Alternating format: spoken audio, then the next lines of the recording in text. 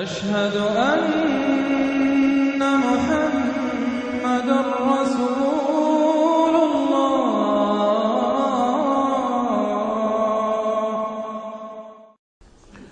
سورة الانشقاق، بسم اللہ الرحمن الرحیم۔ اذا السماء انشقت وأذنت لربها وحقت وإذا الأرض مدت وألقت ما فيها وتخلت وأذنت لربها وحقت يا أيها الإنسان إنك كادح إلى ربك كدحا فملاقيه، صدق اللہ العظیم۔ اذا السماء انشقت، جب آسمان پھٹ جائے گا۔ دیکھیے ساری یہ صورتیں وہی تذکیر آخرت۔ وَأَذِنَتْ لِرَبِّهَا، اذنت کان لگائے ہوئے ہے اپنے رب کے لیے، سنتی ہے یہ زمین جو ہے، یہ آسمان گویا کہ کان لگائے ہوئے۔ اذنت لِرَبِّهَا وَحُقَّتْ، استمع لَهُ وَإِنْقَادَ، سنا اللہ کی بات کو، اپنے رب کی بات کو، اور اطاعت کی۔ لِرَبِّهَا وَحُقَّتْ، اور تعمیل کر دے، اور یہ اسی کی مستحق ہے، اس کا حق یہی ہے، اس کا مقام یہی ہے۔ حقہ یحق سے یہ مجہول بن گیا حقت۔ وَإِذَا الْأَرْضُ مُدَّتْ، اور جب کہ زمین کو پھیلا دیا جائے گا یا کھینچ دیا جائے گا۔ وَأَلْقَتْ مَا فِيهَا وَتَخَلَّتْ، اور وہ نکال باہر کرے گی، گرا دے گی باہر جو بھی اس کے اندر تھا، اور خالی ہو جائے گی۔ یہ آگے چل کر سورہ زلزال میں بھی آئے گا۔ وَأَخْرَجَتِ الْأَرْضُ أَثْقَالَهَا، جبکہ زمین اپنے سارے بوجھ نکال کر باہر پھینک دے گی، جو مردے ان میں دفن ہیں، جو بھی ان کے اجزاء ہیں، ان سب کو نکال کر، تاکہ وہ دوبارہ بنے اور بن کر کھڑے ہو جائیں، اور بھی جو کچھ ہے۔ وَأَذِنَتْ لِرَبِّهَا وَحُقَّتْ، اور زمین کا معاملہ بھی یہی ہے کہ وہ اپنے رب کا حکم سنتی ہے اور اس کی تعمیل کرتی ہے، اور وہ اسی کی سزاوار ہے، یہی اس کو لائق ہے، زیب دیتا ہے۔ یا ایھا الانسان، اے انسان، انک کادح الی ربک کدحا فملاقیہ، یہ بہت اہم نفسیاتی حقیقت ہے، یہ آگے چل کر سورہ بلد میں بھی آئے گی کہ انسان کو، ہر انسان کو مشقت میں پیدا کیا گیا ہے۔ ہر انسان کے لیے دنیا جو ہے دارالمحن ہے، اگرچہ مشقتوں کی نوعیت جو ہے اس میں فرق ہے۔ کسی کی جسمانی مشقت زیادہ ہے، وہ کسی چلائی ہے، اس نے اینٹیں ڈھوئی ہیں، ہل چلایا ہے، پھر وہ رات کو ایسا سوتا ہے کہ اس کو صبح کی خبر لیتا ہے، اسے اس وقت بے چینی کوئی نہیں ہوتی۔ کسی کی ذہنی ہے، مل کا مالک ہے، بیٹھا ہوا ہے، پرابلم ہے، وہ رات کو بھی پیچھا نہیں چھوڑتے وہ پرابلمز، پھر اسے ہپنوٹکس چاہیے، اسے کوئی اور سیڈیٹیوز چاہیے، کسی طرح کی چیزیں، اینٹی ڈپریسنٹس چاہیے۔ ساری جو آج دنیا میں سب سے بڑی مارکیٹ جو ہے میڈیسنز میں، وہ ان دوائیوں کی ہو چکی ہے امریکہ میں۔ جو سب سے مہنگی دوائیاں وہ یہ ہے امراض ذہنی کی۔ کن کو ہوتے ہیں یہ؟ عام طور پر جن لوگوں کے ہاں ایفلوئنس ہے۔ تو معلوم ہے کہ ہر ایک کے لیے کوفت ہے۔ پھر یہ کہ کسی کو کوئی غم ہے، کسی کو کوئی غم ہے۔ عام آدمی یہ سمجھتا میں پیدل چل رہا ہوں، اس کے پاس سائیکل ہے، یہ بڑا اچھا ہے، بہت عمدہ ہے۔ اس سائیکل والے سے پوچھئے، اسے نظر آتا ہے کار پہ جاتا ہوا، اس کو اس کی جلن ہو رہی ہے۔ کار والا جو ہے وہ دیکھتا ہے کہ مجھ سے بہت زیادہ نئے ماڈل کی کار پہ گیا ہے، نئی کار پر زلزلاتا ہوا، اسے اس کی کوفت ہو رہی۔ تو کوفت اور یہاں پہ رنج اور محن، جس کو کہا ہے کہ قید حیات و بند غم اصل میں دونوں ایک ہیں، موت سے پہلے آدمی غم سے نجات پائے کیوں؟ اور معاملہ یہ ہے کہ موت پر بھی جب نجات نہ ملی، اب تو گھبرا کے یہ کہتے ہیں کہ مر جائیں گے، اور مر کے بھی چین نہ پایا تو کدھر جائیں گے؟ وہ جو اب جو گھبرا کے یہ کہتے ہیں، وہ تو بات آئے گی آپ کو سورہ بلد میں۔ قید حیات و بند غم اصل میں دونوں ایک ہیں، موت سے پہلے آدمی غم سے نجات پائے کیوں، یہ سورہ بلد میں ہے۔ لیکن دوسرا مرحلہ جو ہے کہ اب تو گھبرا کے یہ کہتے ہیں کہ مر جائیں گے، مر کے بھی چین نہ پایا تو کدھر جائیں گے، وہ یہاں ہے۔ یا ایھا الانسان، اے انسان، انک کادح الی ربک کدحا، تیرا مقدر یہی ہے، تکلیفیں جھیلتا ہوا، بوجھ برداشت کرتا ہوا، کوفت برداشت کرتا ہوا، تجھے ایک پر دوسری، دوسری پر تیسری کوفت اور تکلیف، اور پھر جا کر اپنے رب کے سامنے کھڑے ہونا ہے۔ ملاقی، اب جو بار برداری کے حیوان ہیں، بیل ہے جتا ہوا ہے، اب جتائے رکھیے، اسے رہٹ میں لگا لیا آپ نے اس کو کسی اپنے ہل میں جوت لیا، اس کے بعد اس سے حساب کتاب تو کوئی نہیں نا۔ حضرت ابوبکر کہا کرتے تھے عجیب کیف کے عالم میں، کاش کہ میں چڑیا ہوتا جو درختوں پر چہچہا رہی ہے، اس سے کوئی محاسبہ نہیں ہے۔ کاش کہ میں گھاس کا ایک تنکا ہوتا جو جلا دی جاتی ہے ختم ہو جاتی ہے، اس سے محاسبہ کوئی نہیں ہے، پوچھ گچھ کوئی نہیں، یہاں ہے محاسبہ۔ یا ایھا الانسان انک کادح، مشقتیں بھی جھیلو، صدمے بھی جھیلو، بوجھ بھی اٹھاؤ، اینٹیں بھی ڈھو، اور جو بھی کرنا، قلم کی گھس گھس کرو، بیٹھو، جاؤ 3 جگہ 4 جگہ بطب کرو اور مریضوں کی خدمتیں کرو، اور پھر یہ کہ سب کچھ کر کے پھر ایک دن کھڑے بھی ہو جانا ہے، اب جاؤ ذرا حساب کتاب۔ لن تزول قدم ابن آدم حتی یسأل عن 5، ابن آدم کے قدم ہل نہیں سکیں گے جب تک کہ 5 چیزوں کا حساب نہ لے لیا جائے۔ عن عمرہ فیما افناہ، حساب دو عمر کا، 80 برس کی عمر دی تمہیں، کہاں فنا کی؟ خاص طور پر وعن شبابہ فیما ابلاہ، شباب، جوانی، قوتوں کا، امنگوں کا دور، وہ کہاں گلائی تھی جوانی۔ وعن مالہ من این اکتسبہ وفیما انفقہ، مال کا حساب دو، کہاں سے کمایا تھا، حلال سے کہ حرام سے، اور کہاں خرچ کیا تھا، عیاشیوں میں، عللوں تللوں میں، یا ادائے حقوق میں۔ وَأَمَّا عَلِمَ فِيمَا عَلِمَ، اما عمل فیما علم، اور 5واں سوال سب سے مشکل ہے، جو علم حاصل ہوا تھا اس میں عمل کتنا کیا۔ اس اعتبار سے ایک بات بتا دوں، برا نہ مانے، جن لوگوں نے پابندی سے یہاں یہ آج کون سا دن ہو گیا ہے، 25واں، ان کی سب سے بڑی مشکل ہو گئی ہے۔ اب سب سے بڑی مشکل اب ان کی ہے۔ اما عمل فیما علم، جو علم حاصل ہوا ہے اس میں عمل کا حساب کتاب ہوگا۔ وہ غریب جنہیں موقع ہی نہیں ملا، کبھی کوئی ایسی صورت ہی نہیں بنی کہ ان کے سامنے قرآن کی دعوت آ گئی ہو، ان کے پاس شاید کوئی نہ کوئی عذر ہو، ان کے عذر کا حصہ جائے گا ان پر جن کے ذمے تھا کہ قرآن کی پہنچایا نہیں پہنچایا۔ لیکن یہ ہے کہ جن تک یہ بات پہنچ گئی انہیں سمجھ لینا چاہیے کہ بہت سخت ہے معاملہ۔ یا ایھا الانسان انک کادح الی ربک کدحا فملاقیہ فاما من اوتی کتابہ بیمینہ، تو وہ کہ جس کو دی جائے گی کتاب اس کے داہنے ہاتھ میں، فسوف یحاسب حسابا یسیرا، تو اس سے تو لیا جائے گا بہت ہی ہلکا اور نرم حساب۔ وہ ہلکا اور نرم حساب کیا ہے؟ بخاری اور مسلم دونوں میں حضرت عائشہ سے روایت موجود ہے رضی اللہ تعالی عنہا، ینظر فی کتابہ ویتجاوز عن سیئاتہ وَأَمَّا مَن نُوقِشَ فِي الْحِسَابِ فَقَدْ هَلَكَ، یعنی حساب یسیریہ کی کتاب نہ اس کا دیکھ لیا جائے گا بس ایک نظر سے، اور اس کی خطاؤں کو بخش دیا جائے گا، لیکن جس سے مناقشہ ہو گیا، جرا ہو گئی، وہ ہلاک ہو جائے گا۔ حساب یسیر یہ ہے، کوئی مناقشہ نہیں، کوئی جرا نہیں، اللہ تعالیٰ ان سے نرم معاملہ کرے گا۔ وَيَنْقَلِبُ إِلَىٰ أَهْلِهِ مَسْرُورًا، وہ جب واپس آئے گا اس عدالت کے کٹہرے سے تو بڑا خوش و خرم آئے گا اپنے گھر والوں کے پاس کہ جان چھٹی لاکھوں پائے، اللہ تعالیٰ کی رحمت سے، اللہ کی مغفرت سے میرا معاملہ تو سیدھا ہو گیا۔ لیکن اب اس کے برعکس کیا ہے، وَأَمَّا مَنْ أُوتِيَ كِتَابَهُ وَرَاءَ ظَهْرِهِ، اور وہ شخص جس کو دیا جائے گا اس کا اعمال نامہ اس کی پیٹھ کے پیچھے سے، وہ کیوں؟ دینا تو ہے بائیں ہاتھ میں، وہ بائیں ہاتھ پیچھے کر لے گا، میں لینا نہیں چاہتا تو وہاں پکڑا دیں گے، یہاں حاضر ہے، وَرَاءَ ظَهْرِهِ فَسَوْفَ يَدْعُو ثُبُورًا، اب وہ موت طلب کرے گا، کسی طرح موت آ جائے، میں ختم ہو جاؤں، میں معدوم ہو جاؤں، میرا وجود نہ رہے۔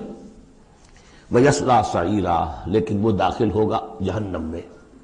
إِنَّهُ كَانَ فِي أَهْلِهِ مَسْرُورًا، بہت اہم ہے یہ مقام، وہ اپنے اہل و عیال میں بڑا خوش و خرم رہا ہے زندگی میں، دنیا میں، حرام سے دن بھر کی محنت کر کے۔ دیکھیے ایک بات آپ کو بتا دوں، اگر آپ اللہ کے دین کا حق ادا نہیں کر رہے تو چاہے 100% حلال سے کما رہے ہیں، حرام کھا رہے ہیں، اس لیے کہ اللہ کے دین کا حق آپ نے ادا نہیں کیا۔ وہ جو غصب کیا جا رہا ہے اللہ کا حق، وہ کہاں جائے گا جب تک کہ آپ وہ حق ادا نہ کریں جو دین کا ہے۔ اس اعتبار سے سمجھ لیجیے حرام اور حلال یہی نہیں ہے، حرام اور حلال کے بڑے مراتب ہیں۔ ایک حرام خور وہ ہے جو سور کھا رہا ہے، آپ نے کہا بہت یہ تو چھی چھی چھی چھی سور کھا رہا ہے، حرام سب کو معلوم۔ ایک وہ ہے جو کھا رہا ہے بکری کا گوشت، بکری بھی خود ذبح کی ہے تاکہ قصائی کا بھی معاملہ کو خراب نہ ہو جائے، لیکن یہ کہ وہ بکری خریدی ہے کسی کی جیب کاٹ کے، تو کیا کھا رہا ہے، حلال کے حرام؟ حرام۔ اس کو بڑھاتے جائیے.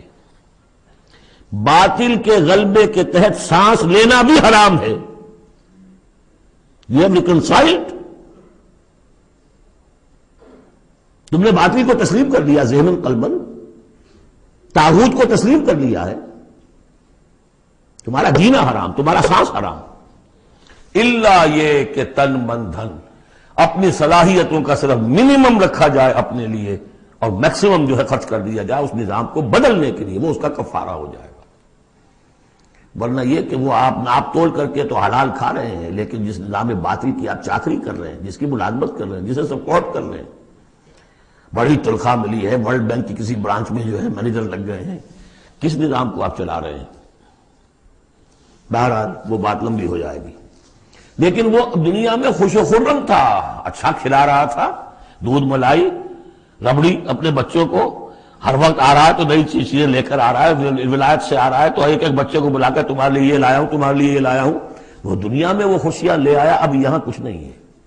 وہ اللہ کا بندہ جو دنیا میں ڈرتا رہا، انا کنا فی عہدنا مشفقون، ہم تو ڈرتے تھے کیا ہوگا، اللہ کے حضور میں روز کھڑا ہونا ہوگا.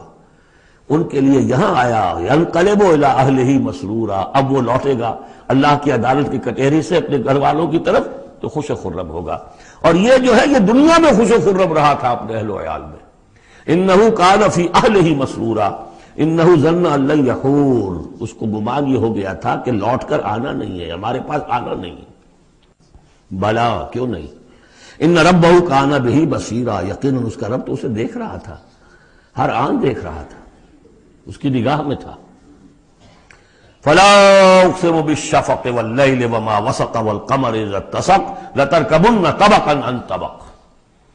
یہ ہے اصل میں وہ مقام جس کے حوالے سے میں نے آپ کو کہا تھا کہ سورہ مدثر کی ان آیات کو ذہن میں رکھیے. کلا والقمر، تو یہ دیکھیے کہ وہاں بھی درمیان میں پھر اثر نو قسمیں آ گئی تھیں. دو تقریباً یہ سمجھیے دو صورتیں بن گئیں، شروع میں یا ایھا المدثر سے لے کر اور آیت نمبر 31 تک، اور پھر کلا والقمر واللیل اذ ادبر والصبح اذا اسفر انھا لإحدی الکبر. وہی بات یہاں ہے، ایک مضمون پورا ہو چکا. فلا اقسم بالشفق، تو نہیں مجھے قسم ہے شام کی سرخی کی، واللیل وما وسق، اور رات کی اور جو چیزیں اس میں سمٹ آتی ہیں، والقمر اذا اتسق، لیکن پھر جب چاند جو ہے رفتہ رفتہ بھرتا ہے اور پورا ہو جاتا ہے، 14ویں کا چاند بن جاتا ہے. یہ اصل میں میرے نزدیک واللہ عالم، یہ کسی اور کوئی بات میں نہیں کہہ رہا ہوں، میرے نزدیک یہ دو بڑی اہم خبروں کی نشاندہی ہے جو قرآن میں کی گئی ہے. اور وہاں ہے بھی انہا لإحدی الکبر، بہت بڑی خبر ہے یہ کہ محمد رسول اللہ صلی اللہ علیہ وسلم کا جب خورشید ہدایت طلوع ہوا ہے تو اس وقت صورت کیا تھی؟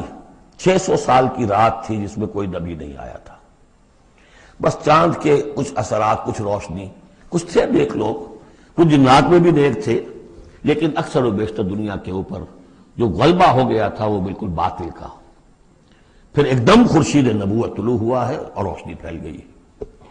اب خبر دی ہے اسی خورشید نبوت نے صلی اللہ علیہ وسلم کہ قیامت سے پہلے ایک مرتبہ پھر یہ دین کا غلبہ ہوگا. جیسا آپ کے دست مبارک سے بنفس نفیس جزیرہ نمائے عرب پر پورا خورشید اسلام چھا گیا، نظام دین قائم ہو گیا. الیوم اکملت لکم دینکم واتممت علیکم نعمتی ورضیت لکم الاسلام دینا، جاء الحق وزهق الباطل ان الباطل کان زہوقا. اور اس کے بعد یہ کہ خلفاء ثلاثہ کے زمانے میں، حضرت علی کے زمانے میں کوئی توسیع نہیں ہوئی، حضرت ابوبکر، حضرت عمر، حضرت عثمان، خلفاء ثلاثہ کے زمانے میں توسیع ہوئی. حضرت علی کے زمانے میں ان پر کوئی الزام نہیں، ان کا کوئی قصور نہیں، لیکن یہودی سازش عبداللہ ابن سبا کی، اس کی وجہ سے مسلمان آپس ہی میں لڑ پڑے. 1,00,000 جانیں ختم ہو گئی آپس میں لڑ کر. جنگ جمل، جنگ صفین، جنگ نہروان، 1,00,000 کے قریب. تو مومنٹم گاڑی کا ٹوٹ گیا، موشن ٹوٹ گئی. اس کے بعد پھر بہرحال حضرت امیر معاویہ کے زمانے میں پھر کچھ آگے قافلہ چلا ہے، لیکن اس شان کے ساتھ پھر نہیں بڑھ سکی بات، جس شان سے کہ دور فاروقی میں، دور عثمانی میں، دور صدیقی میں بات بڑھ رہی تھی. بہرحال وہ تو پروسیس رک کر اور پیچھے ریورس بھی ہو گیا. لیکن حضور کی دی ہوئی خبر ہے کہ دوبارہ دنیا میں دین کا غلبہ ہوگا اور گلوبل ہوگا، پوری دنیا میں ہوگا. وہ حدیثیں ہم نے نوید خلافت کے عنوان سے کتابچہ 8 صفحے کا کتابچہ ہے، بہت شائع کی ہیں، آپ لوگوں تک پہنچی نہیں پہنچی میں نہیں کہہ سکتا، لیکن اس کو دیکھیے، وہ احادیث میں اس وقت بیان نہیں کر سکتا اس دورہ ترجمہ قرآن میں صرف یہ بتا رہا ہوں وہاں حضور کے زمانے میں کل 23 برس میں انقلاب برپا ہو گیا. سورج ایک دم طلوع ہو جاتا، کتنی دیر لگتی ہے، طلوع ہو گیا. لیکن اب جو روشنی آئے گی وہ آئے گی تدریجاً. اس کی شان کیا ہوگی؟ فلا اقسم بالشفق، ایک شفق کی روشنی ہوتی ہے جب رات سورج تو غروب ہو گیا لیکن شفق ابھی ہے. وہ حال ہے اس وقت دنیا کا کہ اسلام کی روشنی غروب ہو چکی ہے، صرف شفق کی لالی سی نظر آ رہی ہے.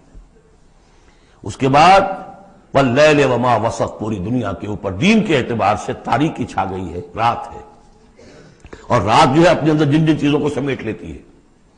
لیکن والقمر اذا اتسق، لیکن چاند طلوع ہوتا ہے، پہلے دن، دوسرے دن، تیسرے دن بھرنا شروع ہوتا ہے، یہاں تک کہ وہ پورا ہو جاتا ہے. اب چاند کی چاندنی جو ہے وہ پھر دنیا کے اندر اس کو رات کو منور کر دیتی ہے. لَتَرْكَبُنَّ طَبَقًا عَنْ طَبَقٍ، اسی طرح تم چڑھو گے درجہ بدرجہ. یعنی اب جو تجدید دین کا کام ہوگا، اب جو اقامت دین کی جد و جہد ہوگی، اب جو دنیا میں خلافت علی منہاج النبوت کا نظام قائم ہوگا تو وہ کسی ایک نسل میں نہیں ہو جائے گا، کسی ایک دائی یا ایک تحریک کے ذریعے سے نہیں ہو جائے گا، درجہ بدرجہ. کسی نے ایک کام کر دیا، علامہ اقبال نے فکر کو واضح کر دیا کہ اسلام مذہب نہیں دین ہے، اور جدا ہو دین سیاست سے تو رہ جاتی ہے چنگیزی. یہ ایک وحدت ہے. ابوالکلام آزاد اٹھے، انہوں نے قائم کی جماعت حزب اللہ، لیکن یہ کہ کچھ مخالفتوں سے بدل ہو کر جلدی چلے گئے. پھر وہ کانگریس میں شامل ہوئے اور انہوں نے پھر جو ہے اپنی پوری زندگی جہاد حریت کی نظر کر دی. پھر مولانا مودودی اٹھے، ایک وہ جماعت اسلامی بنائی. افسوس کہ پاکستان میں آ کر وہ یہاں کی قومی سیاست کے اندر داخل ہو کر انہوں نے بھی منزل کھوٹی کر لیا. وہ قافلہ جو ہے جیسے کہ کہیں کسی دلدل میں پھنس گیا ہے. یہ رفتہ رفتہ ہوگا، لیکن انہوں نے ایک ایک قدم بڑھایا ہے. ان سب کی کوششوں سے ایک ایک قدم بات آگے بڑھی ہے. لَتَرْكَبُنَّ طَبَقًا عَنْ طَبَقٍ، لیکن جس طرح چاند رفتہ رفتہ پہلی تاریخ سے لے کر 14ویں رات تک پورا ہو جاتا ہوگا، ہونا ہے، وہ لازماً ہوگا جس کی خبر دی ہے محمد رسول اللہ صلی اللہ علیہ وسلم نے. وَهُوَ الصَّادِقُ الْمَصْدُوقُ، ان کی دی ہوئی خبر میں کوئی جھوٹ نہیں ہو سکتا. فلا اقسم بالشفق واللیل وما وسق والقمر اذا اتسق لتركبن طبقا عن طبق فما لهم لا يؤمنون. انہیں کیا ہو گیا ہے، ایمان کیوں نہیں لاتے، کیوں نہیں مانتے؟ واذا قرئ عليهم القرآن لا يسجدون، اور جب ان پر قرآن ان پڑھ کر سنایا جاتا ہے کیا ہو گیا انہیں کہ سجدہ نہیں کرتے. سجدہ کر لیجیے. وللذین کفروا یکذبون، بجائے ایمان لانے کے یہ کافر جو ہیں یہ تو الٹا اور جھٹلا رہے ہیں. یہاں ذرا نوٹ کر دیجئے، یہ لفظ بے شمار مرتبہ آیا ہے، کفر اور تکذیب، کفر اور تکذیب. والذین کفروا بآیاتنا وکذبوا، تو کفر اور تکذیب یہ کیا صرف تکرار ہے یا اس کے اندر فرق ہے کچھ؟ کفر کے معنی ہے چھپا دینا، دبا دینا. فطرت انسانی میں جو گواہیاں موجود ہیں جو ان کو دبا رہا ہے یہ کفر ہے. ان گواہیوں کو ابھارنے کے لیے، ایکٹیویٹ کرنے کے لیے قرآن مجید کی آیات آئی، ان کی تکذیب کر رہا ہے، یہ بہت بڑا جرم ہے. یہ دو جرم علیحدہ ہیں. اپنی فطرت کے اندر جو گواہیاں مضمر ہیں انہیں چھپانا، دبانا. لیکن پھر جب آیات ربانیہ سامنے آئے ان کو جھٹلا دینا، یہ ڈھٹائی کی حد ہے. پھر والذین کفروا وکذبوا بآیاتنا اولئک اصحاب النار هم فیہا خالدون. یہ تو جو پہلا چارٹر دیا گیا تھا حضرت آدم کو خلافت عرضی کا چارج سنبھالتے وقت، اب اتر جاؤ یہاں سے، اس جنت سے جاؤ نیچے اور جا کر چارج لو اور زمین کا، اور وہاں کیا ہوگا؟ فَإِمَّا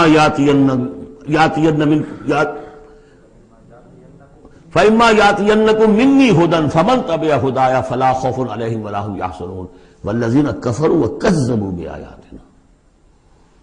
کفر پہلا جرم اور تکذیب یہ مہا جرم. کفر تو اس وجہ سے بھی ہو سکتا ہے اس ماحول کے اثرات تھے، آپ ظہور میں رہے، آپ دبے ہوئے تھے، لیکن جب وہ روشنی آ گئی پھر اس کی تکذیب، یہ معلوم ہوا کہ اب یہ جرم جو ہے اپنی آخری حد کو پہنچ گیا. بل الذین کفروا یکذبون، یہ کافر جو ہے جھٹلا رہے ہیں. واللہ عالم بما یوعون، اور اللہ کو معلوم ہے کہ یہ کیا بھرے ہوئے ہیں اپنے ہاں۔ عام طور پر سمجھا ہے کہ جو انسان مال دولت نہیں، اندر ان کے بغض ہے، حسد ہے، تکبر ہے، اس کی وجہ سے یہ تکذیب کر رہے ہیں۔ یہ نہیں کہ یہ حق کو پہچان نہیں پائے ہیں، ان کے اندر جو ہے بغض، حسد اور تکبر بھرا ہوا ہے۔ فَبَشِّرْهُم بِعَذَابٍ أَلِيمٍ، تو اے نبی ان کو بشارت دے دیجئے دردناک عذاب کی۔ إِلَّا الَّذِينَ آمَنُوا وَعَمِلُوا الصَّالِحَاتِ لَهُمْ أَجْرٌ غَيْرُ مَمْنُونٍ، سوائے ان کے کہ جو لوگ ایمان لائے اور جنہوں نے نیک عمل کیے، ان کے لیے اجر ہے بے انتہا، کبھی ختم نہ ہونے والا، منن کاٹ دینا۔ اگر کچھ چیز کٹ جائے گی اس کی انتہا ہو گئی، نہیں، یہ کٹ نہیں سکے گا، اس کا سلسلہ جاری رہے گا، مسلسل، غیر ممنون، یہ مسلسل ہے، ختم ہونے والا نہیں۔